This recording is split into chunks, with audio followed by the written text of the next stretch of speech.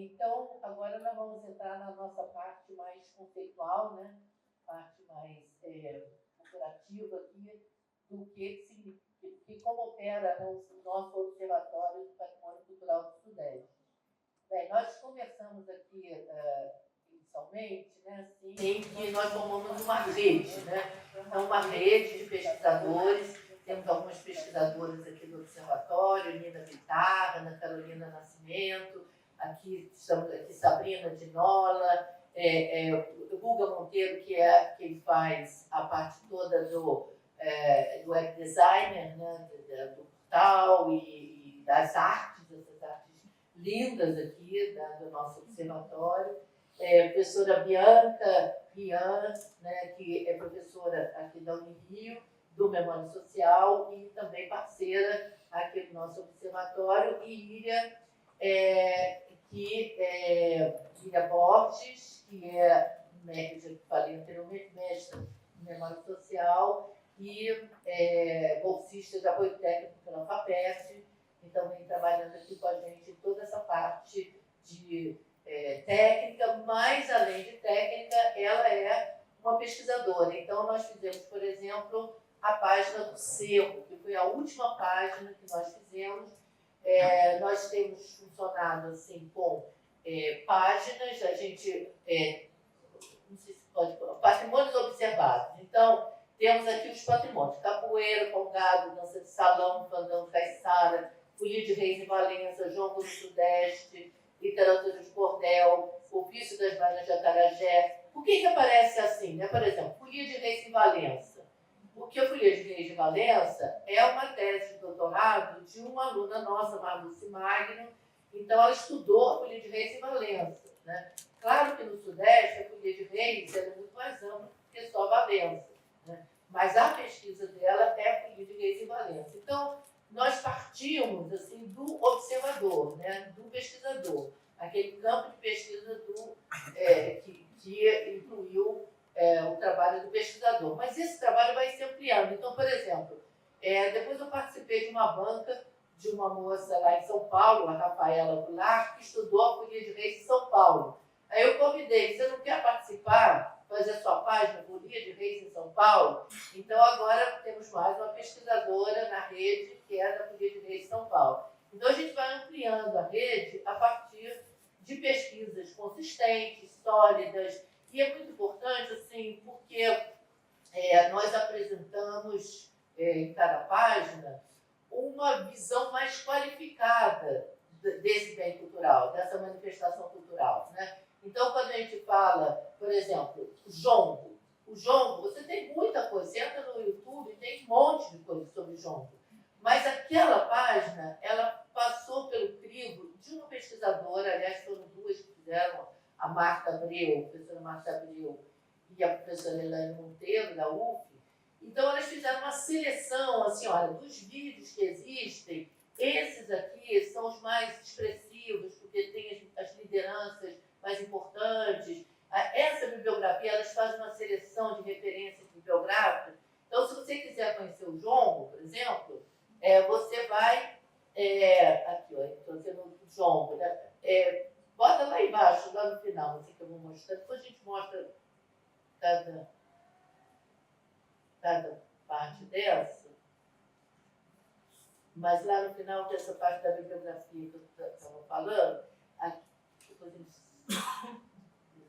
Aqui, por exemplo, referências de interesse. Então, uma paradinha aqui. Então, por exemplo, isso aqui é uma das partes da página. Então, na referência de interesse, nós temos lá referência do autor. Então, a Marta Abreu, que fez essa página, ela tem lá a referência de textos dela, né? Pode parar um pouquinho, depois não para um pouquinho. Assim, aí, nesse texto dela, a gente coloca então, o PDF. Então, a pessoa pode clicar e entrar para ler o texto ou para dar uma aula, né? Aí, tem vários textos dela, né? Da pessoa que fez a página. Do lado, referências gerais. Então, as referências gerais são textos mais amplos, que não são exatamente desse pesquisador, né? E outras referências que são, no caso aqui do jongo, tem outras referências de textos de pesquisadores que vêm trabalhando sobre a cultura afrodiaspórica e aí tem vários historiadores clássicos, pesquisadores clássicos. Então, quer dizer, na página você tem assim, um guia de entrada no assunto. Né? Você vai entrar no assunto assim, por pesquisadores balizados. Né? Então, você tem referências mais sérias, mais consistentes. Né?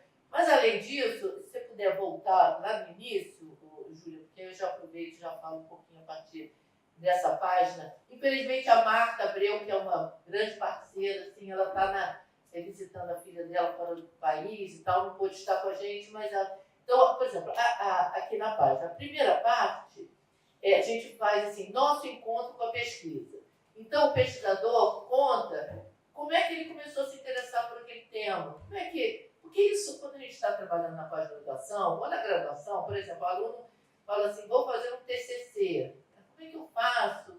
Arrumar um tema? Como é que é isso?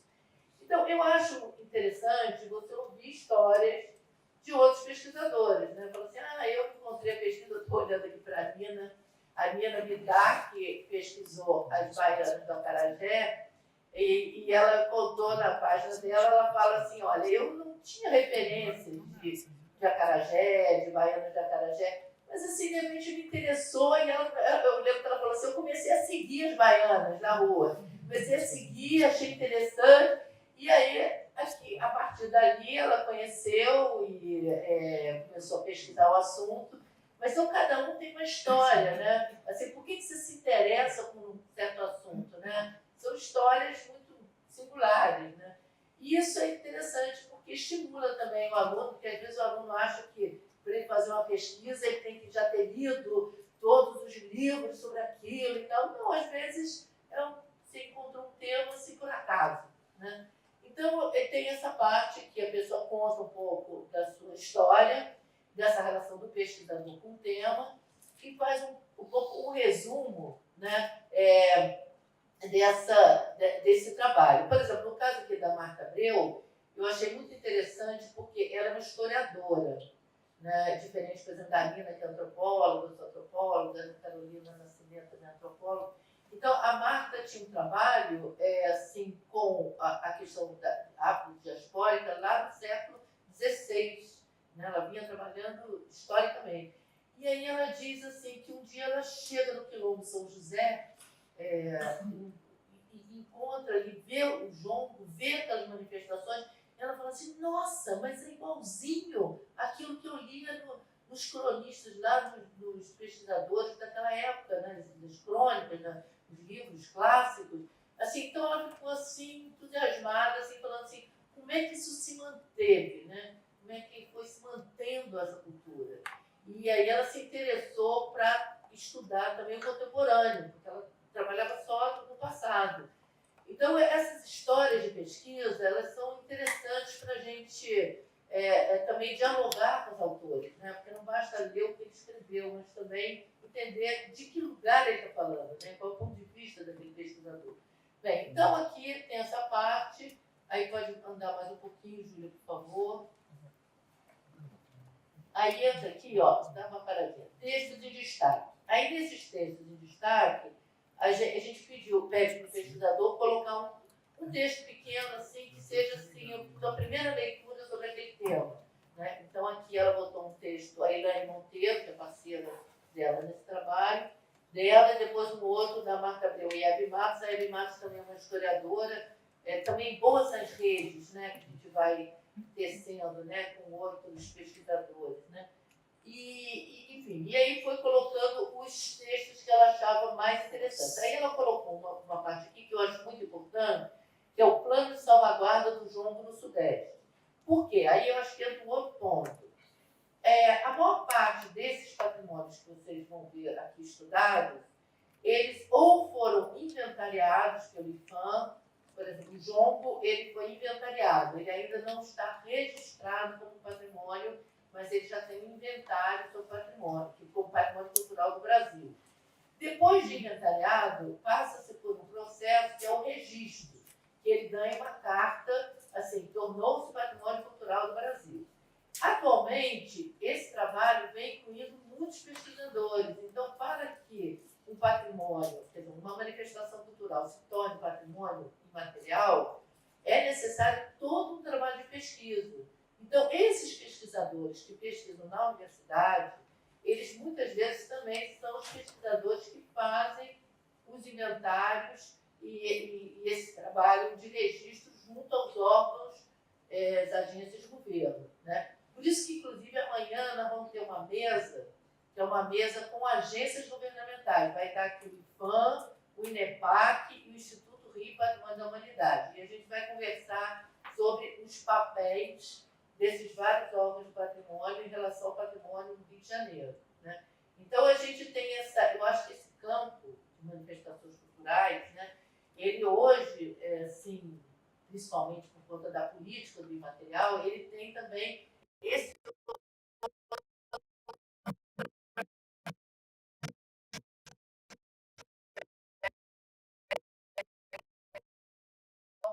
emblema nacional, né? Eles são emblemas nacionais, né, algo do país. Então, aqui, esse plano de salvaguarda do chão do Sudeste é todo um plano que é feito depois que o bem é registrado, porque o bem é registrado como patrimônio e ele passa 10 anos no processo de salvaguarda. Então, os agentes patrimoniais, eles têm, os manifestantes, eles têm que mostrar que aquilo está vivo, tem que fazer aquilo. Por exemplo, o jongo, que hoje é uma potência no Rio de Janeiro, quando essas pesquisas começaram, dizia-se que o jongo ia acabar, que já estava assim, estava muito fraco, que tinham morrido alguns mestres, que estava assim, a coisa estava muito assim, incipiente, e hoje é assim, teve uma efervescência, por conta das políticas públicas, também, né? Além das pesquisas na academia, essas políticas que favorecem, estimulam, né, que essas manifestações continuem. E a salvaguarda passa-se 10 anos trabalhando com a salvaguarda. Depois de 10 anos, aquela manifestação, aquelas lideranças, elas vão se reunir e dizer se elas querem que aquilo continue patrimônio ou não querem. Porque é diferente do tombamento material, que você não destomba. É muito difícil você destombar alguma coisa física. Mas o imaterial tem uma outra lógica, né? Assim, mas assim, depende da vontade dos agentes. Isso é muito bom. Os protagonistas. Eles, às vezes não querem, falam, não quero ser patrimônio. Né? Não quero isso para o meu grupo. Né? Então, é uma relação também, né, com os grupos. Né? Bem, aí passa mais um pouquinho adiante. Então, aqui a gente fez uma parte que são imagens. Então, tem imagens, tem fotos, assim, aí toda uma escolha assim, de fotos importantes da manifestação. Aí passa aqui a ação de salvaguarda, aí a criação de salvaguarda, isso é uma coisa interessante aqui. No caso do jongo, eles fizeram um pontão de cultura do jongo, né? Porque tem, na política pública, desde a época lá do Lula, do Gilberto Gil, né, eles criaram os pontos de cultura. Né? O Gilberto Gil falava do doim da cultura. Né? Então, os pontos de cultura foi uma efervescência no Brasil todo.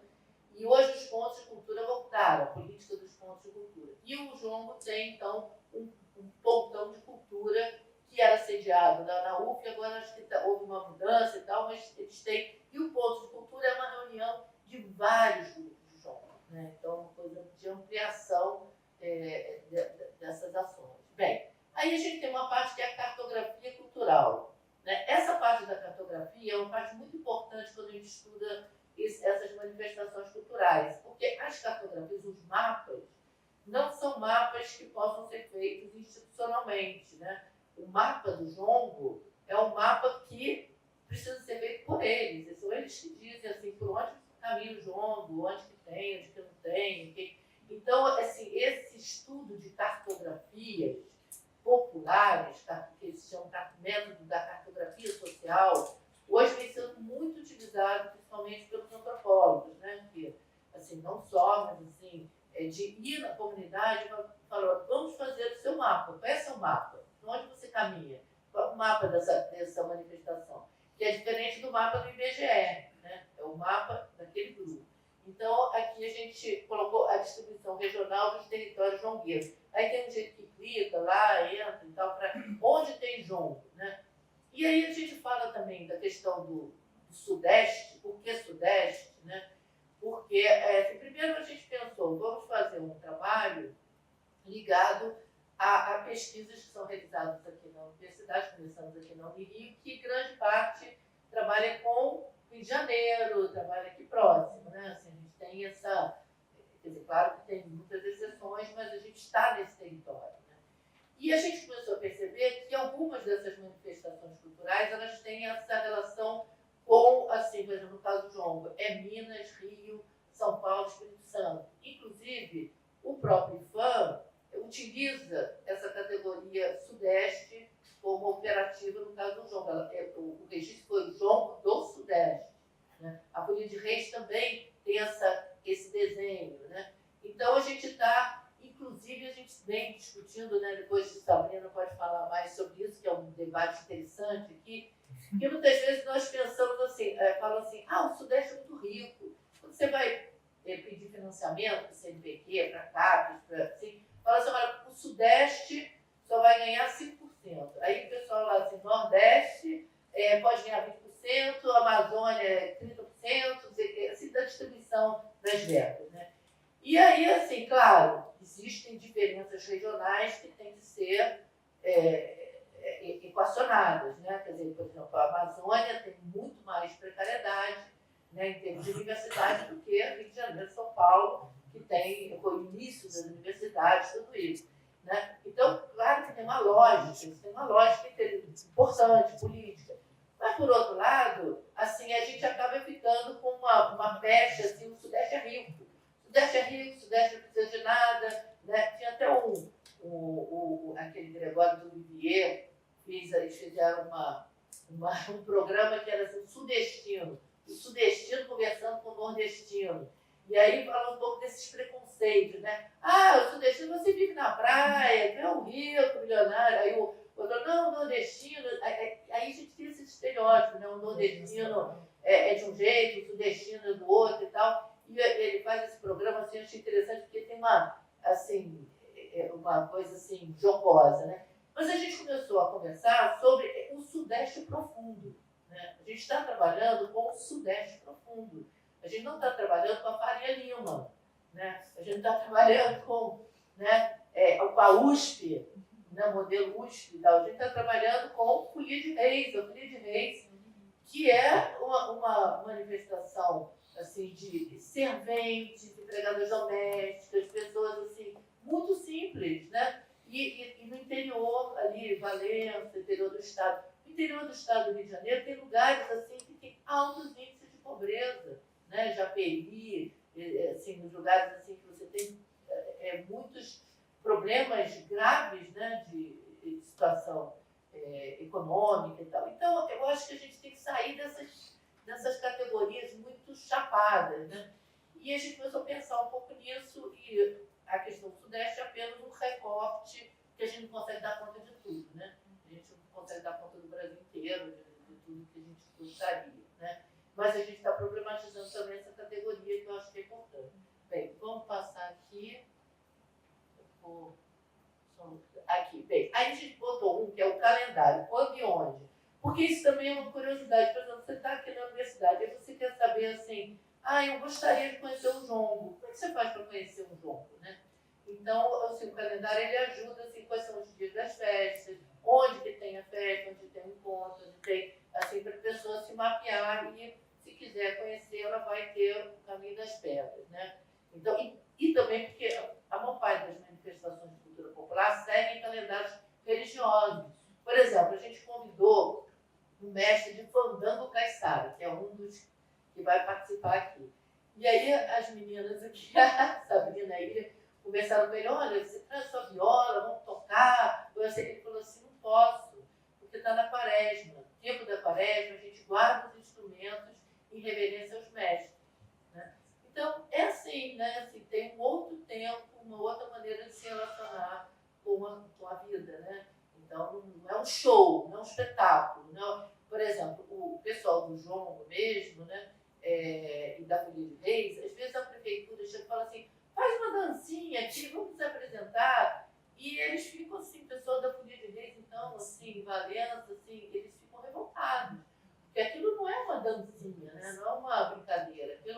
A Folia Reis é uma promessa, devoção, uma religiosidade, entrar com uma bandeira na casa da pessoa, você está entrando com os santos reis, tem assim toda uma história. Então tem que ter a reverência, né? Assim, o que são aquelas manifestações, né? E eu acho que muitas vezes, assim, até nas melhores das boas intenções, os prefeitos, os gestores e tal, não têm essa visão, né? Porque estimula o turismo, aí, por exemplo, em Valença tem o encontro das filhas de reis, aí eles botam palco, aí faz aquela coisa assim, que aí estimula o turismo em Valença, né? Então, eu acho que a nossa missão aqui na universidade é chamar a atenção, né, para esses detalhes importantes para a gente fomentar o respeito também, né? Bem, então vamos lá, passa aqui. Aqui as referências já mostrei, né? E por fim, então, tem os créditos, acervos de referência. Aqui no caso desse aqui, eles têm muito acervo, muito material, eles têm um website e tal, então eles colocaram mais materiais. Então, gente, assim, vocês vão ver, eu estou convidando vocês assim, para entrar na página. Quem for professor, né, é um material didático também importante, assim, né, a gente pode usar em sala de aula. Enfim, e a ideia nossa é a gente vai aumentando essa roda na medida que as pessoas vão chegando. Não tem muita lógica, assim, sabe? Tem que ser assim. À medida que vão aparecendo as pessoas interessadas. Por exemplo, o último que a gente fez, que foi o do Cerro. O Cerro está passando por um momento muito complicado com a mineração. Tem grandes empresas mineradoras entrando pesado. E o Cerro é uma da linha do norte de Minas Gerais, é a região que mais patrimônios materiais e imateriais tem no Brasil. É uma loucura. A gente está chamando de território patrimonial, porque igrejas antiquíssimas, tem a primeira igreja que foi tombada em 1938, tem Congada, tem Folia de Reis, tem Festa de Nossa Senhora do Rosário, tem muita coisa, e tem o queijo do Cerro, tem as flores, né? As sempre vivas, que são patrimônio internacional, inclusive, né? Então, nós fizemos no caso dessa página, a gente se articulou com um movimento contra as barragens, e aí a gente fez um trabalho político, né? A Joana Correia, que é a pesquisadora do Cerro e tal, a gente se articulou assim, para mostrar para as pessoas assim, que tem que defender aquela região, porque na hora que a mineração chega, ela acaba com tudo. E a mineração que está chegando é do lado dos territórios quilombolas, e eles não estão fazendo a pesquisa livre, informada com essas comunidades. Então, são processos cheios de problemas, assim, eles vêm pesados. Então, a gente achou também que o observatório, enquanto observatório de patrimônio, ele tem esse lugar político também, né, de chamar a atenção da defesa de certos patrimônios. Vocês estão vendo aí a igreja de São Francisco, na Bahia, né, que caiu o teto. Então, eu acho que nós todos temos que estar contribuindo para a preservação do patrimônio, né? O IFAM sozinho não dá conta, acho que tem que ser universidades, comunidades, todo mundo. Bem, gente, eu vou parar por aqui, porque, assim, acho que nossos colegas e o Buga vão apresentar outros aspectos para a gente conversar, e a ideia é mesmo que vocês divulguem, circulem aí as informações do observatório. Então, vou passar aqui para a Sabrina.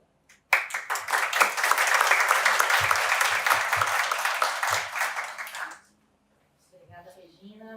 Boa tarde a todos, a todas, a todos. Gostaria de agradecer a presença de todo mundo aqui, né, no dia de hoje, para essa abertura. Acho que a minha fala vai ser breve, né, porque a professora Regina já fez uma boa apresentação do que é efetivamente, né, o observatório, apresentou para vocês a página, né, depois o Guga vai falar também um pouco dessa experiência que a página existe, porque temos essa excelente parceria, um grande amigo, que é o Guga. A ideia aqui também é de que cada um de nós aqui fale um pouquinho da nossa experiência junto ao observatório, né? Nós temos atuações diferentes, mas a gente formata essa mesa aqui, é a mesa da equipe do observatório, uma mesa de talvez dos bastidores também do observatório, mas que atua diretamente para que as coisas aconteçam, né? Então, assim, estamos ali, essa mesa, assim como o pessoal que está aqui, Marina também, que a Regina apresentou, são pessoas que efetivamente colocaram a mão, né, na massa para que esse evento existisse. E não só isso, vou falar um pouco, para além das páginas, aquilo que o próprio observatório também foi produzindo, né? Para além das pesquisas, que essas pesquisas também impulsionaram a gente a produzir. E é um pouco o resultado do trabalho dessa equipe também, né? Então, eu falo aqui com muita alegria por fazer parte dessa mesa, né, do trabalho que começou, idealizado pela Regina, por fazer parte desse encontro e falar um pouco dessa nossa relação enquanto equipe, né, do observatório. Né? Me sinto muito honrada mesmo por fazer parte desse trabalho. Né? Um trabalho ao qual me vinculei no ano de 2021, né, como supervisora de pesquisa, convidada pela Regina. Regina foi minha orientadora, né? Eu sou, como ela falou na mesa anterior, eu sou minha egressa aqui do programa, fiz mestrado e doutorado, ela foi minha orientadora na minha pesquisa de doutorado e atua como minha supervisora de pesquisa na minha pesquisa de pós-doc. Então, eu ingressei na pesquisa de pós-doc, a Regina me convidou para acompanhar, na verdade, naquele momento, estava no finalzinho da composição da página da capoeira, então eu fiquei um pouco mais, ainda mais os bastidores, acompanhando um processo que já estava em desenvolvimento, né? Mas ela me convidou e foi uma coisa assim, passei a integrar imediatamente, me encantei realmente com o trabalho, né? E passei a fazer parte dessa equipe, né? E partindo de algo que, assim, nas conversas com a Regina, né, depois que a página da capoeira estava pronta, para onde a gente ia levar o observatório. E é claro, né, eu falo um pouco da minha pesquisa de pós-doc, alguns que estão entrando agora no programa de pós-graduação me ouviram falar um pouquinho ontem, né? Minha pesquisa, a minha relação com o campo da memória sempre se deu muito articulado com o campo da música, né?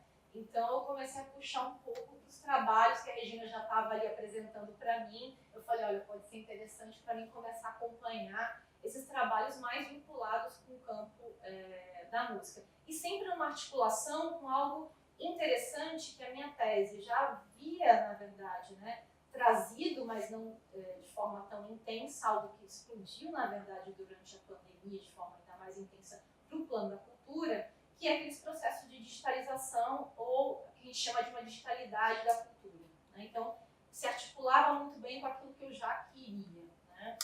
Então, é muito interessante também pensar como nesse período da pandemia, no momento que eu estava ingressando junto ao observatório, o próprio campo patrimonial também estava, né, um pouco ainda perdido e pensando como que ia efetivamente acompanhar aquelas pesquisas, aqueles grupos, né, diante de uma situação que estava todo mundo no virtual. Né? Então foi muito interessante para mim naquele momento. Né? E a minha entrada, então, é marcada, né, pelas páginas, né, foi um presente, na verdade a Regina já estava numa articulação com alguns desses pesquisadores, mas as páginas vinculadas ao universo, né, do samba. Né? E foi as páginas, né, Matrizes do Samba no Rio de Janeiro, Dança do Samba e Pequena África Paulistana. A Pequena África Paulistana foi, na verdade, um grande acaso, um trabalho que atravessa, na verdade, a minha trajetória, né? Um pesquisador que eu conheci, enfim. E aí eu trago para uma reunião para a Regina topa de primeira, falou, acho que a gente pode integrar esse circuito do samba e trazendo pesquisadores de peso, né? Então, assim, a página de Matriz do Samba do Rio de Janeiro, né, assinada pela Nilcemar Nogueira, Desirê Reis, o Caio, tinha esse trio de pessoas que trabalhavam diretamente no Museu do Samba, né? A Bárbara Pereira, que era uma egressa também do programa, né, que a tese dela foi sobre as fascistas, e sobre a Pequena África Paulistana, um pesquisador de São Paulo, Tadeu Caçula, que eu conheci, na verdade, numa palestra, e são pessoas, gente, que vocês, principalmente Nilcemar, Bárbara e Tadeu, são pessoas que vocês terão a oportunidade de conhecer e de ouvirem falar nos próximos dias, porque fazem parte dos trabalhos deles. eles fazem parte aqui da própria programação, né? Falando, inclusive, sobre os seus trabalhos, né? E aí foi muito interessante para mim, né, nesse ingresso, né, junto ao observatório, né, onde eu pude começar a observar um Sudeste, a Regina já falou um pouquinho sobre isso, né, um Sudeste que não se limitava, né, àquele que, de algum modo, havia se apresentado na minha pesquisa de doutorado, né? E por que eu estou falando isso? Porque minha pesquisa de doutorado foi vinculado aos fonogramas, às gravadoras comerciais, né, aos discos, né? A relação realmente, pensar o disco como um artefato de memória. Então, eu estou falando do mundo das gravadoras comerciais. Então, quando eu falo de um Sudeste que aparecia nas minhas pesquisas, é exatamente esse Sudeste que a gente está falando, todo mundo conhece, né? Aquilo que a gente pode chamar de um Sudeste hegemônico, né? Esse Sudeste do chamado eixo Rio-São Paulo, né? Então, era esse que se apresentou na minha pesquisa de pós-doc, na minha pesquisa de doutorado. E, para mim, no momento que eu ingresso junto ao observatório, um outro Sudeste começava a aparecer. E é esse que a gente vem debatendo muito nas nossas reuniões aqui, né? Que a gente pode chamar de um Sudeste contra-hegemônico, né? Então, acho que é isso que a gente vai ver aqui nos próximos dias aparecendo para todo mundo, né? Então, nessas manifestações culturais, nesses saberes, nesses fazeres que se apresentam no Sudeste não só na sua diversidade, mas esse Sudeste contra-hegemônico marcado principalmente, né, por silenciamentos e por lutas, né? Então, é isso que a gente está propondo aqui nos encontros dos próximos 2 dias, né? Então, é muito interessante para mim como que eu pude observar, né, de forma densa, a partir da produção dessas páginas, né, uma experiência que, a posteriori, resulta, na verdade, começa a resultar na produção de artigos, de apresentações em seminários, em aulas abertas, né, desenvolvidas por essa equipe que vocês estão vendo aqui, né, que compõe essa mesa aqui, né. Bianca, Irian, Regina, enfim, a gente começou a realmente ver o quanto esses encontros, essas aulas, né, esse conteúdo da página, e mais ainda, gente, para a gente era um processo meio etnográfico da produção das páginas, né? Então, a gente acompanhando a produção, como a gente estava envolvido e como aquilo foi nos impulsionando a produção de trabalhos, né? Isso a gente vai falar daqui a pouco, né? É uma experiência também junto com a RAID, como também é o resultado desse trabalho, né? De como que a gente transforma esse conteúdo no material didático, por exemplo, né? E outras parcerias que foram surgindo, né? Então, eu estou falando, portanto, de trabalhos que extrapolaram a produção do conteúdo da plataforma, que, de algum modo, o objetivo dela é esse, né? De informar. A gente se preocupa muito com esse conteúdo, que é para isso, né? Para que outras pessoas, ao consultarem, possam produzir outros trabalhos, né? Inclusive, é uma coisa muito importante nessa nossa experiência, como ela foi nos impulsionando a outras pesquisas, né? A outras experiências de pesquisa. Por exemplo, no final do ano passado, ano retrasado, na verdade, eu e Bianca fomos a São Paulo para apresentar um trabalho dessa experiência nossa junto ao observatório, num seminário. E ali a gente teve o primeiro contato com esse pesquisador que foi nosso parceiro, e toda essa produção também se deu de forma remota. A gente estava, né, produzindo essas páginas durante a pandemia, mas, por exemplo, o Tadeu Caçula, um pesquisador que a gente só conhecia de forma remota. Tivemos a oportunidade de conhecê-lo e efetivamente transitar com ele, conhecer esse território narrado por ele pela página, né? Essa pequena África paulistana, numa experiência que nós tivemos com ele lá. Então, assim, a partir dali, como aquele encontro, né, quase um encontro mesmo, e uma imersão mesmo nesse processo, a gente conseguiu produzir outros trabalhos a partir disso, né? Então, essa é muito interessante para a gente pensar como que o observatório começou a se apresentar para a gente com um potencial também de laboratório. E a gente acabou intitulando, né, como Observando o Observatório, né? Então, foram vários encontros, várias aulas abertas, vários artigos que a gente foi produzindo, aproveitando esse potencial do observatório de ser um laboratório mesmo, de construir também conhecimento, pesquisa, artigos, a partir desse conteúdo. Ou seja, ele deixava de ser, né, apenas, não é que a gente, com muito cuidado que eu falei isso apenas, mas não deixar de ser um repositório das pesquisas, porque a ideia era exatamente essa, né, da gente impulsionar, da gente colocar para transitar, para circular essas pesquisas que estavam sendo desenvolvidas. Então, inicialmente, ele nasce com o objetivo de ser um repositório, mas como ele começa também a se apresentar, para além disso, como um laboratório, né? Então, e é muito interessante a gente pensar, principalmente a gente fala muito sobre isso nas nossas apresentações, quando a gente vai para seminários, para congressos, mesmo para aulas que nós já fomos muitas vezes convidados para falar sobre o observatório, que é como o que foi interessante para a gente nessa composição, acompanhar a composição dessas páginas, é como a gente conseguiu ter acesso a um processo, ao próprio processo de construção dessas pesquisas. Por exemplo, é muito interessante, eu gosto sempre de relatar isso, que durante a composição da página da Bárbara, por exemplo, era um exercício de revisitar, né, o seu arquivo, seus acervos de pesquisa, seus acervos pessoais, é o pesquisador voltando para as suas anotações, para tudo aquilo que ele havia guardado, muitas vezes aquilo que a gente não utiliza na tese, né, porque é muita coisa que a gente também tem que fazer as nossas escolhas, e ela falou muito sobre isso, de como foi muito interessante para ela revisitar o acervinho dela de pesquisa e, mais ainda, consultando as suas interlocutoras de pesquisa. O que poderia ser, né, efetivamente disponibilizado para a composição dessas páginas. Então, isso é uma coisa muito importante, né, uma questão fundamental, né, que hoje cada vez mais a gente fala dos nossos interlocutores de pesquisa, o quanto é importante essa relação. Mas naquele momento era ela revisitando o acervo para fazer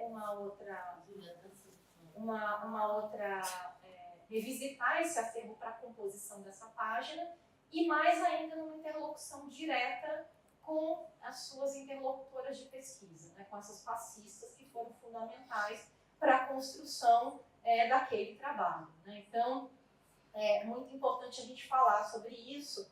E ainda mais, né, gente? A gente está falando de um curso aqui, né? Esse evento faz parte da Semana de Integração do curso de Memória Social, revisitar esses acervos sobre as demandas, né, do tempo presente. Então, quando a gente está falando disso, a gente está falando efetivamente de memória, né? Então, isso é muito importante também, né? Então, a gente está falando de um processo cada vez mais configurado por interrupções, trocas, cooperação entre diferentes agentes envolvidos, né? A gente está falando de pesquisadores não acadêmicos, né? Eu falo muito isso também na minha tese, é uma questão importantíssima, detentores, mestres, mestras, colaboradores, que no caso aí do observatório compõem uma importante rica rede, né, de parceiros mesmo, né? E serão efetivamente, acho que essas interlocuções, essas trocas, que a gente vai experienciar nos próximos dias, nas próximas mesas, nas próximas rodas, né, que compõem a programação desse observatório. E é isso, gente. Espero que todos tenham uma experiência bacana. Não vou mais me estender, porque minhas colegas ainda vai falar. Muito obrigada. Eu vou aproveitar que está com a foto, que é a dança do samba.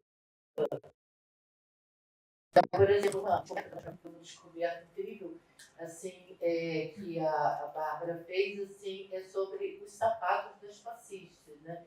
Porque imagina, a passista para desfilar na avenida não pode ser qualquer sandália, né? Porque a sandália iria se estragar. Então, existem artesãos que fazem sob medida os sapatos das passistas, né? E é um ofício. Existe. E essa é uma questão que a Bárbara coloca no trabalho, que assim, é muito importante assim, que esses artesãos tenham condição de vida, né, de sobrevivência, de continuar fazendo esse trabalho, porque realmente é fundamental. E aí, na defesa da tese da Bárbara, ela trouxe a sandália, botou na mesa, assim, que a sandália como um objeto, quer dizer, um objeto assim, de cultura material, que assim, é importantíssimo para esse ofício das passistas, né? Então, está ali as sandálias feitas todas sob medida para as pacientes. Bem, passo então a palavra a Bianca Eliana. Obrigada, Regina, Sabrina.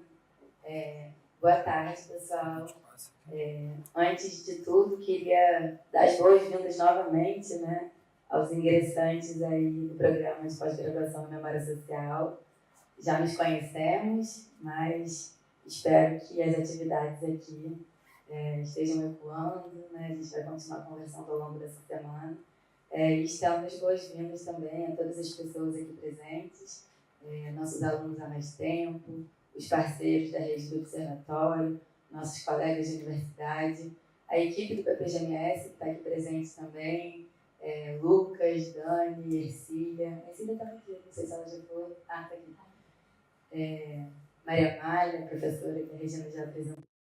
Muito bom ver esse auditório cheio, né? Nós organizamos durante esses últimos dias, essas últimas semanas, esse evento com muito carinho. Espero que seja proveitoso para todos nós.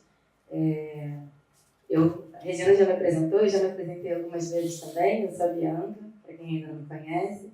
Sou professora do PPGMS e estou aqui no Observatório há alguns anos, acho que mais ou menos contemporânea da Sabrina, né? Entrei um pouquinho depois da Sabrina no Observatório. É até difícil de falar, porque eu acho que a Sabrina já narrou muito do que nós vivemos juntas aí construindo esse projeto, mas desde esse momento, então, estou aqui com as minhas queridas parceiras, né? Regina, que é a líder do projeto e do nosso grupo de pesquisa, Íria, que está aqui também com a gente como pesquisadora, apoio técnico da FAPESD, Guga, enfim, todos aí já apresentados, mas estamos, né, nessa relação há bastante tempo e, enfim, eu acho que como a Sabrina já falou um pouco, né, esse lugar por trás das pesquisas, mas fazendo as coisas acontecerem, construindo essa página, e tem sido muito interessante para a gente, né, a gente vem refletindo sobre muitas questões. Eu acho que a Regina já falou, eles vão apresentar com mais detalhes ainda essa página, então, para não ficar muito redundante e repetitiva, acho que eu não vou falar tanto sobre isso, mas queria só também fazer uma fala bem rápida, assim, mas trazer uma reflexão aqui, que tem sido o mote de muitas conversas, né? Eu sou historiadora, mas fiz meu doutorado em ciência da informação. Então, essa questão da informação, do documento, né, vem sendo há algum tempo aí também um pouco objeto assim, das minhas inquietações, né? E como a Sabrina falou, a página do Observatório ela foi pensada inicialmente com esse intuito de repositório de dados de pesquisa, né, como uma possibilidade da gente fazer informação circular, né, sobre essas manifestações culturais, sobre os processos de patrimonialização, de salvaguarda.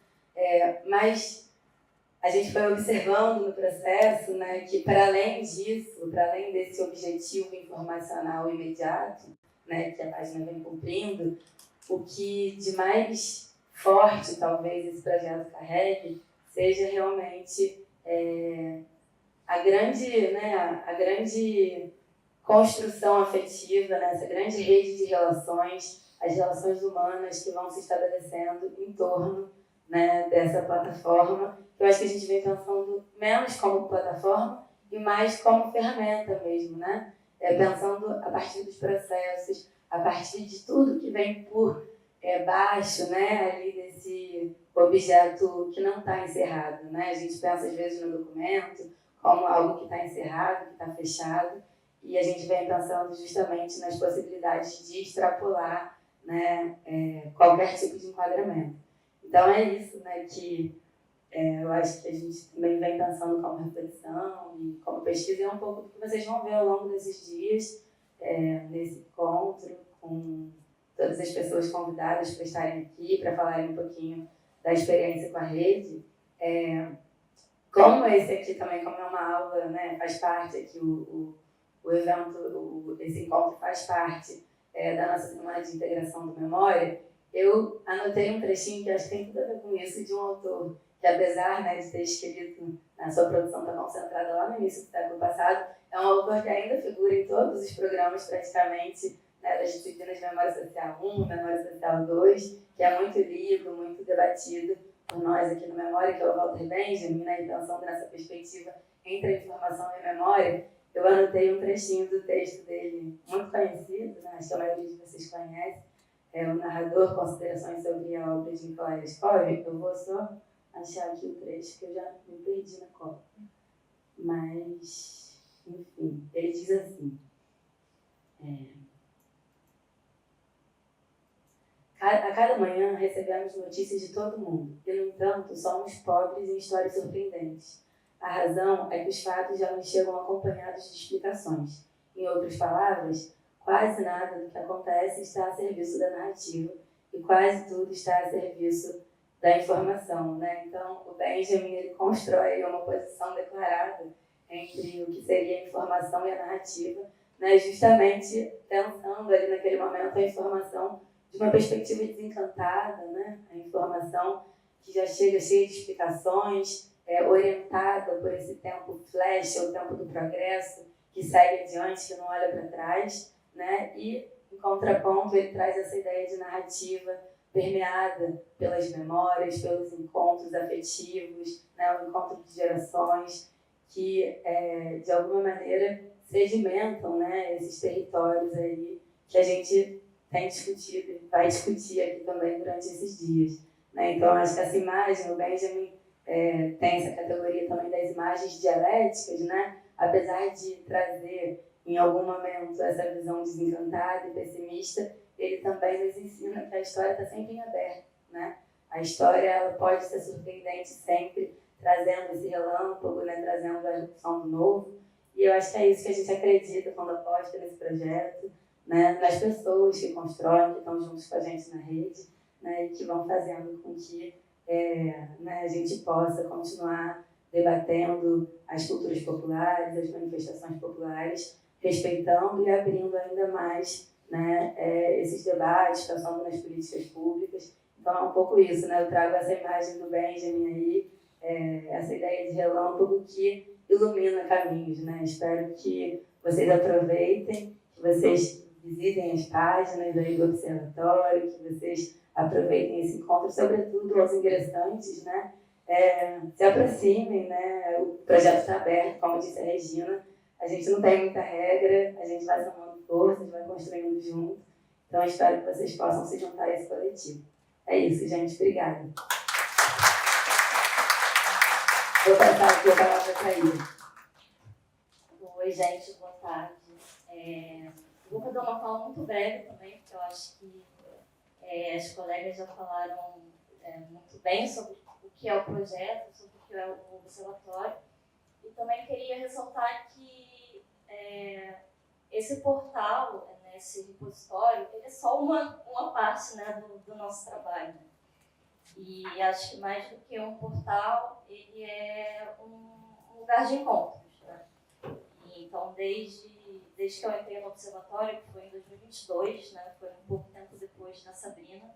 Assim, na verdade, voltando um pouco, né, eu sou egressa, né, do programa de memória social, como a Regina já mencionou, e eu fui orientando dela com um trabalho sobre o colecionamento do Mário de Andrade, né, que é essa figura que foi um entusiasta da cultura popular brasileira, do folclore, e ele fez diversos registros, né, enfim, por escrito, por desenho, por foto, registro de músicas, né, de partituras. E ele fez isso lá nos anos 20, nos anos 30, e foi isso que me aproximou do campo do patrimônio, né? Então, fui orientada pela Regina e também pela Sabrina, foi minha orientadora também no mestrado. Então, eu estava ali mais ou menos perto, né, desse projeto, que começou em 2019, se eu não me engano, que foi o ano que eu ingressei no mestrado aqui, e só entrei efetivamente para a equipe em 2022. Né? Então, eu já entrei também nesse período que a gente já estava começando a repensar um pouco esse portal e as relações que a gente vinha tecendo, né? Porque esses conteúdos, eles são produtos de conhecimentos situados, né? Então, não é só um trabalho de divulgação científica observatório, né? Ele é fruto de encontros de pesquisadores, né, de detentores, que é um pouco que a gente pretendeu trazer com esse encontro também, né, que a gente vem produzindo aí há algum tempo, né, algumas semanas. Então, as pessoas que elas vão vir aqui, né, os pesquisadores, aqui a Nina, a Ana Carolina, vem os mestres também, gente de outros lugares, é um pouco da gente tentar materializar esses encontros na Unirio, né, que a gente possa escutar as pessoas, enfim. Acho que é um pouco disso. Minha relação com o observatório também, como a Regina falou, eu sou apoio técnico, mas também sou pesquisadora. Então, eu meio que jogo nas ondas, assim, eu faço um pouco de estudo, né? Então, também sou a pessoa responsável por fazer a articulação da rede, alimentar a página, né, que o Guga projetou, programou. Eu posso falar um pouco mais também da construção das páginas depois, né? Porque, efetivamente, eu só participei dessas páginas do eixo temático do samba e do cerro, né? Muito pela provocação de uma das pesquisadoras da rede, que é a Joana Correia, que, enfim, é uma pesquisadora militante que morou durante muito tempo no cerro e, como a Regina falou, eles enfrentam uma questão muito séria, né, com a sede de mineradoras lá que colocam em risco esses patrimônios, né? Então a gente pensou muito nessas tramas culturais do cerro, desses patrimônios que eles não são estanques, né? Eles se relacionam. Não é só a dança, né? Sempre a dança, a religiosidade, a música, enfim, são coisas que se relacionam e acho que é um pouco disso.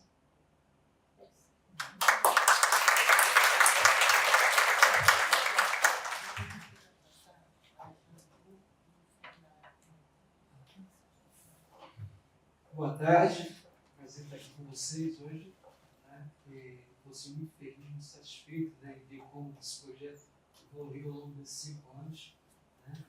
Foi sempre gratificante, também muito gostando um pouco disso. Né? E foi sempre muito bom, porque a gente foi ver com equipes sempre muito boas de trabalhar, muito colaborativas, muito interessadas, né? Pessoas de boa convivência. Isso também é interessante como isso ajuda o projeto, o trabalho ficar bom, o resultado ser legal. Né?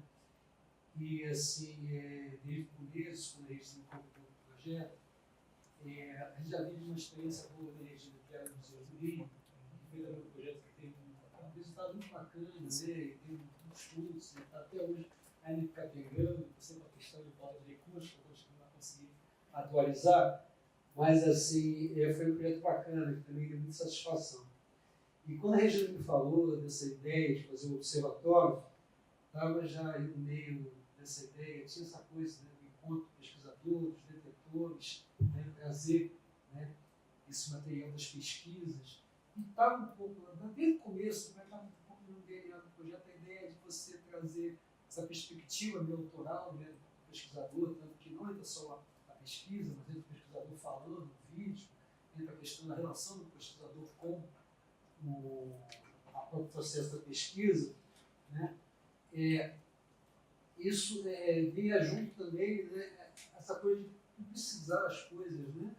Trazer a ideia esse processo de trazer aquilo que é o texto acadêmico, né, da pesquisa, está na pesquisa, transformar em algo que é publicado, né, com o público, né, que é acadêmico, que é pesquisador, que é aluno, né, mas também da área e também pessoas leigas. E a gente estava preocupado, desde o início, em criar uma plataforma, né, em que vou discordar um pouco na questão do repositório.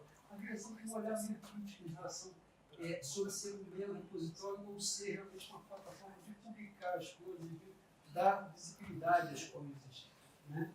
E aí, nesse sentido, acho que a referência muito mais forte ali sempre foi, também algumas pessoas acham um pouco estranho, a ideia de revista, a ideia de exposições de museus, é uma referência importante na hora de construir, fazer a arquitetura da página, sobretudo das páginas as páginas específicas dos patrimônios, que vamos dizer assim, o filé mignon do site, né? A gente tinha uma preocupação em ali, né, trazer como é que a gente... Porque o processo da pesquisa, ela leva ao texto, né? Tem todo aquele processo, né, da objetividade científica, né, do distanciamento, né, da estrutura do texto, enfim, todo aquele processo. Mas aí, quando a gente está pensando, a gente está fazendo esse momento, no processo de publicar, a gente trabalha no sentido um pouco mais contrário, né? Porque aí a gente traz de volta todo o que é sensorial também, tudo que é de memória, de experiência. Então, a gente traz as fotos, traz os vídeos, traz os áudios, traz a cartografia, né? Traz os áudios, né? Enfim, tudo aquilo que foram os registros, né, que os pesquisadores fizeram. E como a Sabrina falou muito bem, né? Como é importante poder trazer aquilo de volta aí, né? Essa experiência que ela teve com a Bárbara, né, de ver esse processo acontecendo ali na hora, né? Que isso tudo é que vai fazer essa plataforma ela poder ter um alcance, ela dialogar realmente com o seu público, né? Porque aqui uma coisa que eu vejo muito importante, casando um pouco com o que a professora Bruna falou no início, né, na apresentação, é que essa questão que o conhecimento precisa, né, ocupar espaço, né, ser vivo, ser visível, né? Então, a gente está trabalhando aqui no entender construir essas concretudes virtuais, né, essas construções, né, que são estéticas também e tal, né, e que criam esse lugar, né, esse lugar de acontecimento, né, do projeto. Né, ele deu essa nossa certa materialidade, né, a esse processo todo. E são essas preocupações que a gente tinha quando a gente estava desenvolvendo a página, né? Fazer ficar bonito é uma das requisições, mas eu acho que não é só isso, né? A gente tem que pensar que esse momento de diálogo, né, que o texto retorna, né, o trabalho retorna do texto para se comunicar com o público, né? A gente tem que se aliar às questões da comunicação, né, da visualidade, né, para a gente poder dialogar o fato, e eu acho que isso faz parte do processo de democratizar o conhecimento, você dialogar, né, ser visível, né, ser atraente, ser estimulante, ser, né, interessante para o público, né, estar acessando esse conteúdo, vendo esse conteúdo, que ali ele está desdobrado, não só o texto, mas está, né, as referências do autor, os vídeos, os registros que ele fez, né, as cores, né, toda a vida que ele tem presente naquelas manifestações, né. Eu acho que esse projeto ele faz parte disso, de valorizar, né, o conhecimento, a cultura, né, as criações da cultura brasileira, né, democratizá-las, né, dar vida a elas, né, dar presença a elas, né, e, enfim, botar num patamar um pouco diferente, né, porque a gente tem que entender que o conhecimento, né, hoje em dia, ele também está em disputa, às vezes, né, assim, com outras falas, outras, né, construções da realidade, né. Se a gente parar para pensar, outras formas de estruturar a realidade se usam dessa visualidade há muito tempo, né. Quando você vê o vitral de uma igreja, né, quando você vê as manifestações, você vê a indústria, o comércio, né, como eles dialogam com o público veementemente usando a estética, a visualidade, as cores, os sons e tudo mais, né? Então, o pensamento religioso também faz isso, a política faz isso, né? O conhecimento precisa fazer isso, né? Precisa fazer isso muito, precisa olhar muito para essa questão do seu diálogo, não só com o público interno, mas sobretudo com o público externo, né? Sob pena da gente perder, né? A gente viu nos anos que se passaram, né, como que às vezes o conhecimento ele às vezes não está, né, bem absorvido, bem ao alcance nesse sentido, né? Porque é claro, quando você está produzindo um texto acadêmico, tá, você tem todo um linguajar, uma forma de se falar, mas ao você desenvolver isso, né, você abrir para a sociedade, a gente tem que encontrar as formas de dialogar com o público, né? Isso é importante demais, né? E só concluir falando que esse processo tudo é muito importante, muito legal, muito interessante, mas a gente tem que pensar no futuro dessas coisas. A gente sabe que os editais, eles dão conta de a gente produzir e até um certo momento. Mas e depois? Como que esses projetos conseguem ter vida adiante, né? E assim, a ciência, o conhecimento precisa ela mesma assumir a tarefa de, né, defender a necessidade de ter recursos, disponibilidade, né, expectativas e parâmetros para trabalhar isso, né? Porque, objetivamente, você precisa de pessoas capacitadas para lidar com ferramentas que a gente constrói, precisa de poder, né, contar com provedores, pagar provedores, né, aquela coisa toda, porque o meio digital é muito dinâmico, né? É um pouco diferente do livro. No livro você produziu, ok, ok, se você botar ali na prateleira, daqui a 3 anos vai estar do mesmo jeito, daqui a 4 anos. Como um site, se você deixar lá, daqui a pouco o hack entrou, daqui a pouco o provedor mudou toda a programação, né? Daqui a pouco toda daqui a própria cultura da virtual da internet evoluiu nas direções, você não acompanhou, então ele tem uma vida que é dinâmica, né? Que, pelo bem do conhecimento, você vai conseguir manter aquilo vivo. Né? Então, isso precisa ser visto de uma maneira, pensar sobre essas questões de uma maneira assim, objetiva, para criar argumentos para poder comprar, e antes precisa comprar para que os recursos, as possibilidades de evoluir isso aí sejam colocados.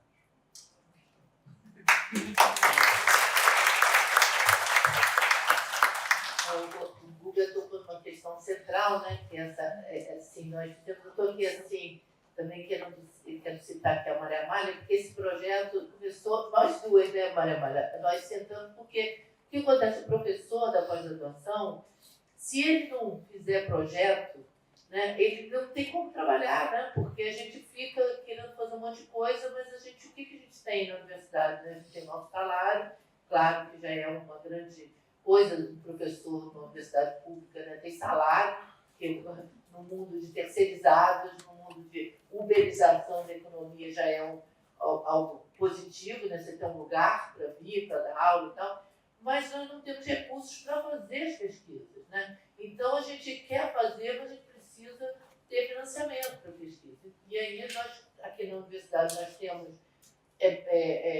possibilidade de bolsista de iniciação científica, que eu acho que é uma coisa que a universidade abre editais, mas assim, o dinheiro para ir ao campo, por exemplo, nós somos antropólogos, né? Assim, ir a campo, fazer campo, como é que você faz, né?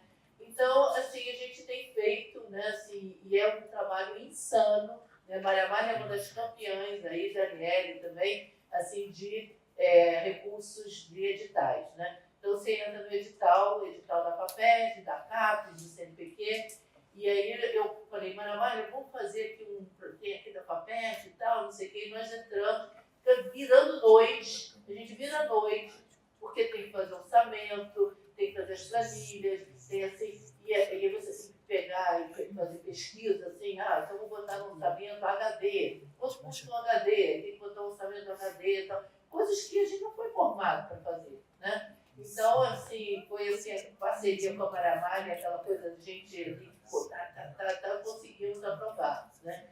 Depois tinha outros professores que até já se aposentaram, a professora Evelyn, né, a professora Vera também, né, que entraram junto com a gente, né, e a gente ganhou o primeiro financiamento, depois assim, a gente foi tentando outros financiamentos. E aí eu acho que é importante falar, assim, quando a gente conseguiu, assim, porque eu já conheci o Guga, que tinha feito um outro projeto do edital chamado Pensa Rio, que foi um edital grande da FAPESD, e eu fiz com a Escola de Museologia, que eu sou professora da Escola de Museologia, fizemos um grande projeto sobre os museus do Rio de Janeiro.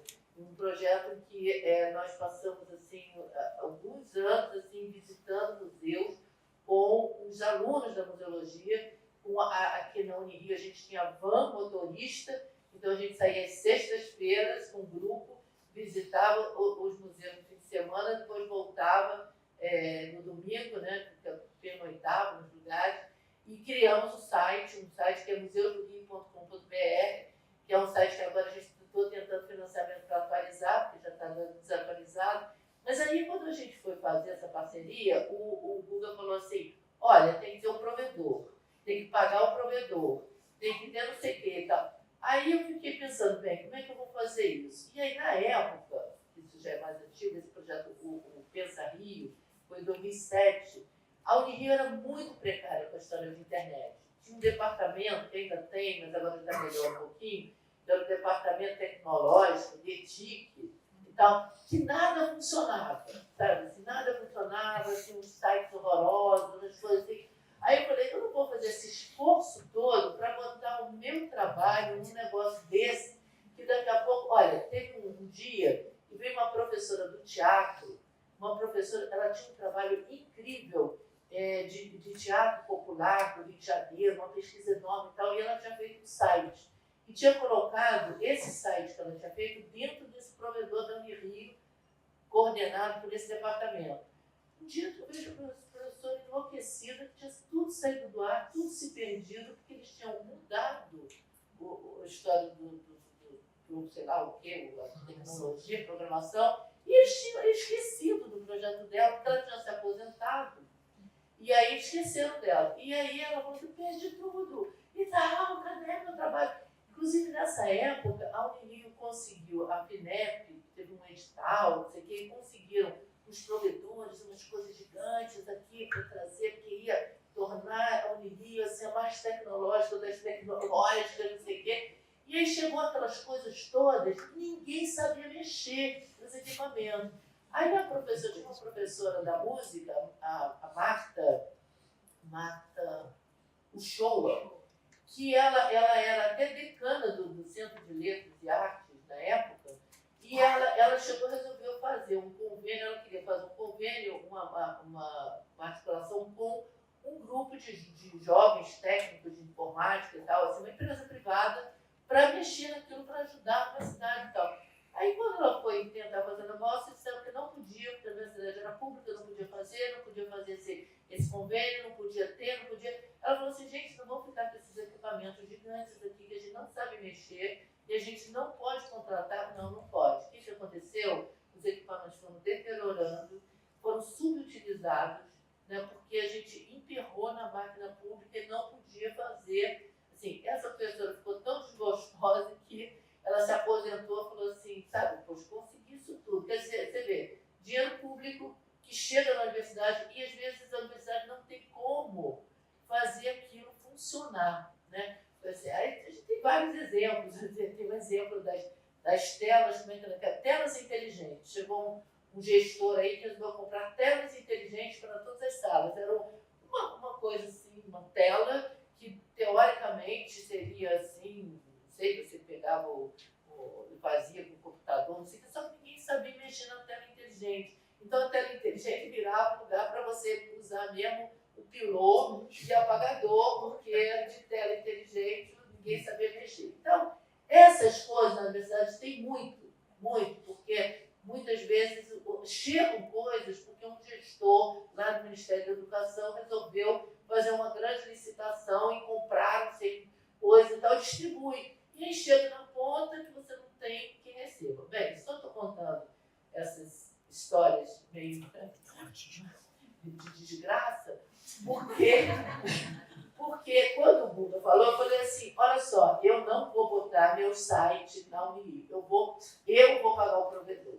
Eu vou pagar o provedor, eu vou fazer a conta, eu vou fazer tudo. Então, até hoje, eu pago o provedor, e assim, é o HostGator, que é o pago do provedor, vou ter Museus do Rio, é o da... Garanto que sai mais barato. Sai mais barato e depois tem o seguinte, deu algum problema, Guga, está dando problema no provedor. E aí a gente resolve, né? A gente tem uma outra professora nossa, professora Adriana Russi, que tem um projeto fabuloso das coleções etnográficas do Brasil. Então ela está mapeando todas as coleções etnográficas no Brasil inteiro, coleções que foram formadas por antropólogos, ou também por povos indígenas, por povos da diáspora africana e tal, e colocando isso num grande repositório, né, assim, no site. Ela, como é da UF, ela resolveu fazer ali com a UF. O Guga estava falando, está muito complicado, porque ela tem coisas incríveis, ela está usando um programa incrível, mas a UF não consegue ter técnicos, pessoas para dar conta. Então, esse é um desafio que eu acho que as universidades vêm tendo, é um desafio enorme, e eu acho que a gente, não sei, na minha visão, eu vou resolvendo assim, dessa forma mais personalizada, e eu vou fazendo. Mas só que isso também é assim, enquanto eu puder fazer, eu fiquei pensando assim, na hora que eu não estiver mais aí, acabou tudo, né? Porque quem é que vai pegar a minha memória e vai pegar, vai pagar o HostGator, até porque eu que tenho a senha. Não, é porque eu que tenho a senha, porque tem isso também, é você que tem a senha, você, né? Mas enfim, gente, é só para dizer assim, a luta que é, né, Mara Malha? A gente fica lutando, Mara Malha com os projetos maravilhosos que trabalha na área de turismo, então ela também está fazendo livros, materiais didáticos e tudo, e às vezes esbarra, por exemplo, livros incríveis, mas aí a gente faz o livro, e aí a distribuição. Quem distribui o livro? Né? Para onde vai esse livro?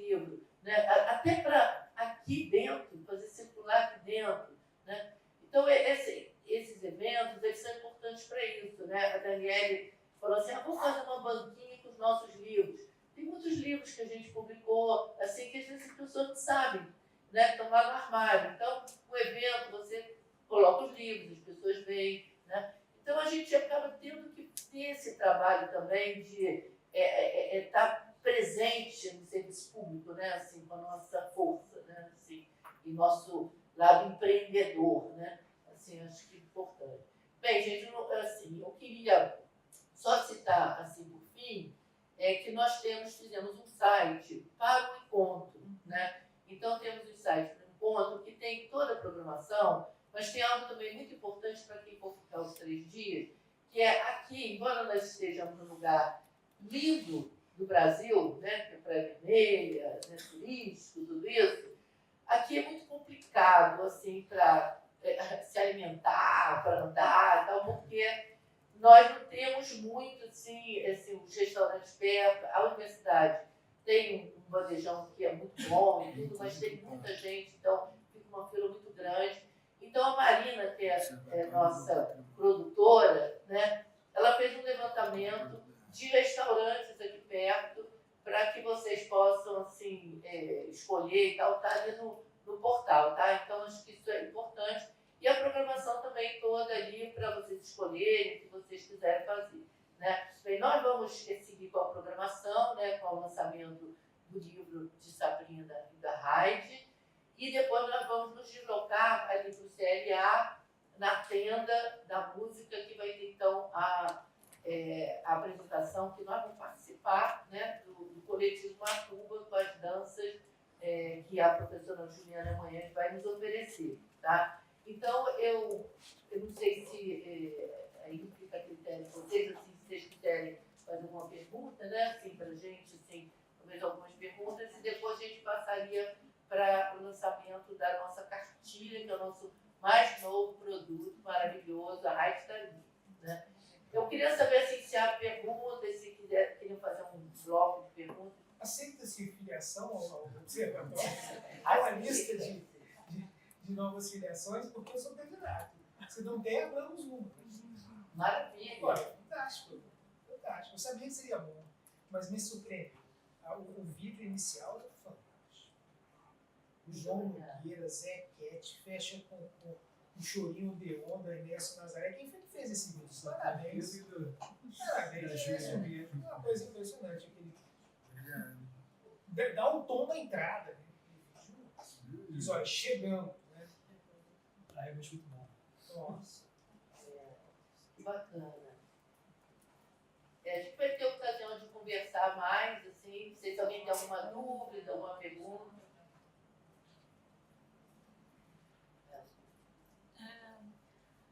Uma curiosidade que me surgiu se vocês, se os saberes populares, as festas que são analisados e observados. Tem que ligar.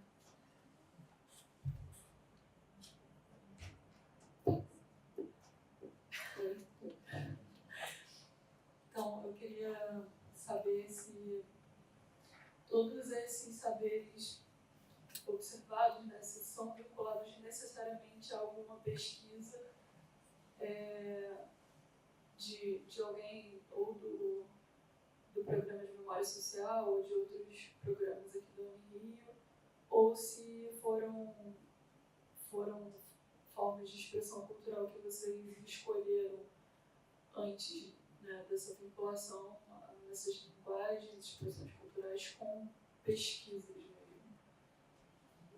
Porque eu, enfim, enquanto estava passando o vídeo e tal, eu me perguntei se teriam também expressões religiosas que seriam estudadas por vocês do observatório. Por exemplo, festas religiosas, ou se isso não é abraçado pelo observatório. É uma ótima pergunta. Na verdade, inicialmente, né, acho que a Regina até depois pode falar um pouco mais a respeito disso, mas o projeto inicial, na verdade, era para divulgar pesquisas produzidas pelos pesquisadores do próprio programa, né, do PPGMS, pesquisas vinculadas ao campo patrimonial. Nós temos, inclusive, né, no programa de pós-graduação, não sei se você está acompanhando, se está aqui no programa, se é aluna aqui no programa, nós temos uma linha que é a linha de memória e patrimônio. Né? Então, assim, era um pouco para divulgar, né, as pesquisas, porque nós sempre tivemos uma demanda muito grande de pesquisas vinculadas ao campo patrimonial. Né? Mas a própria Regina começou a ver que isso não daria certo. Por quê? Porque é uma demanda gigantesca, né? E a Regina, por ser uma pesquisadora que circula muito no campo patrimonial, conhecia muitas pesquisas importantes e com um grande potencial. A gente está vendo aqui até algumas pesquisadoras que já estão aqui, que a Regina falou, né? A Ana Carolina, a Nina, tudo. Eram pesquisas de peso e não poderiam ficar restritas, o observatório não poderia ficar restrito a apenas as produções do PPGMS. Né? Então, a Regina expande nesse sentido. Né? Agora, essas temáticas, com certeza, a gente tem essa questão da festa, por exemplo, a gente já está numa luta, na verdade, para a gente expandir para, né, mais uma categoria, inclusive, quem daria o start para essa categoria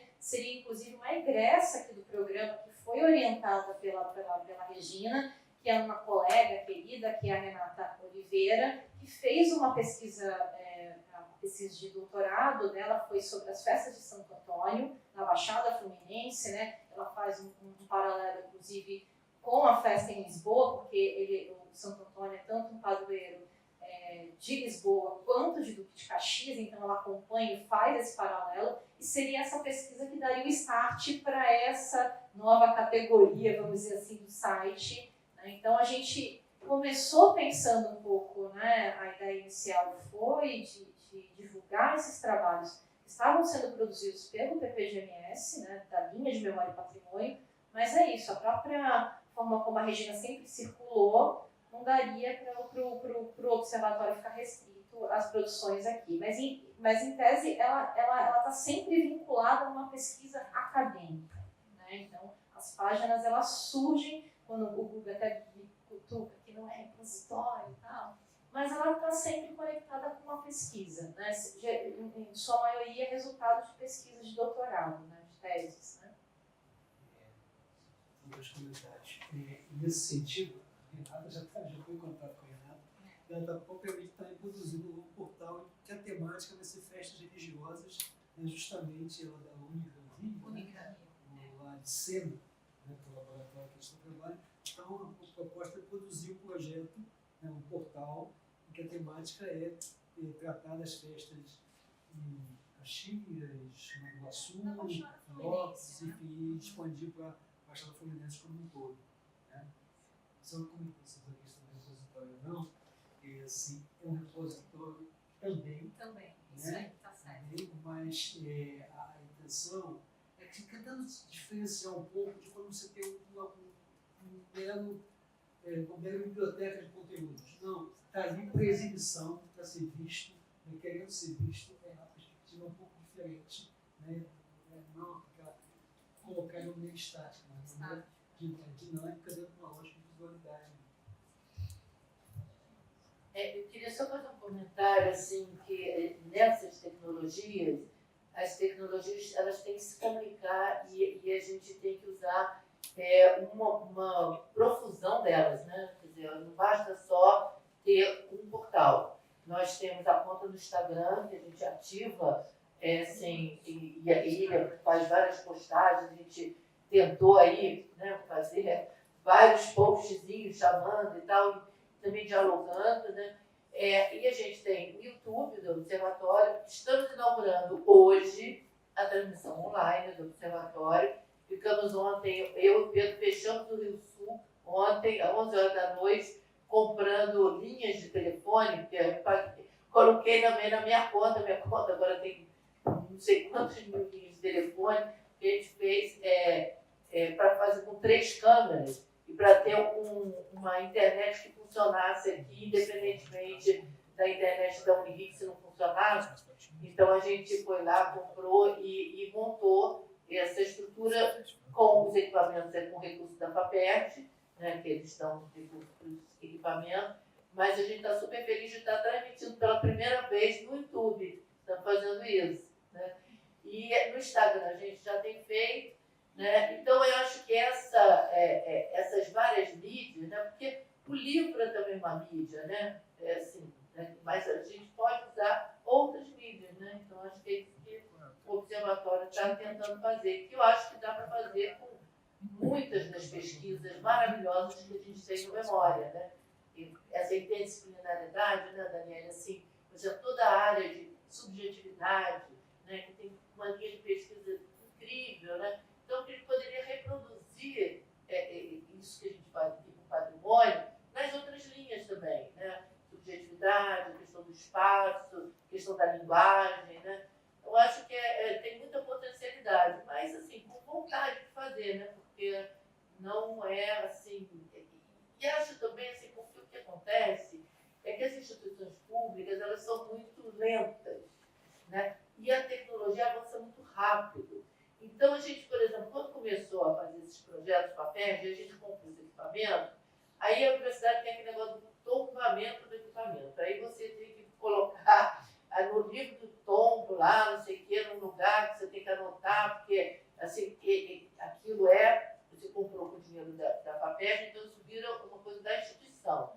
Só que é o seguinte, aí chegou lá, querem tombar um HD, entendeu? Um HD, eu disse, mas isso é descartável, isso não é equipamento. Aí o rapaz lá, não, tem que botar uma plaquinha, tem que assinar no livro, tem que... E além de botar a plaquinha, o que acontece? Esses equipamentos são muito... A vida útil deles é muito frágil, muito rápida, as coisas... Um celular desse, assim, ano que vem já é outro e tal. Então, assim, na hora que você acaba assim, um projeto, às vezes o equipamento quebra e tal, você não pode jogar fora. Você não pode jogar fora, você não pode reciclar, você não pode ser, porque aquilo tem um tombo. E o departamento dos tombos só tem 2 funcionários, os funcionários não conseguem dar conta de destombar o negócio para você... Né? Então, esse tipo de questão, assim, às vezes, assim, são difíceis para o professor, né? Porque o professor fica lá na sala do programa de memória social, sala da coordenação, tem um monte de equipamento, né, Lu? Um monte de equipamento que vai ficando, assim, na sala lá do nosso laboratório também. Eu fico assim, não posso fazer nada, porque senão vão dizer que, né, sei lá, não, eu posso da universidade. Então, não sei, essas questões que a gente tem que ir aos pouquinhos, né, vencendo, né? Porque é claro que tem a ver, porque são coisas públicas, então tem que ter cuidado com o público, né? Mas, assim, às vezes fica engessado, né? Gente, eu acho que já estamos ultrapassando o horário aqui do lançamento do outro momento. Eu acho que a gente encerra aqui, a Sabina continua na mesa e a gente convida, então, a Heidi para estar aqui com a gente na mesa para o lançamento.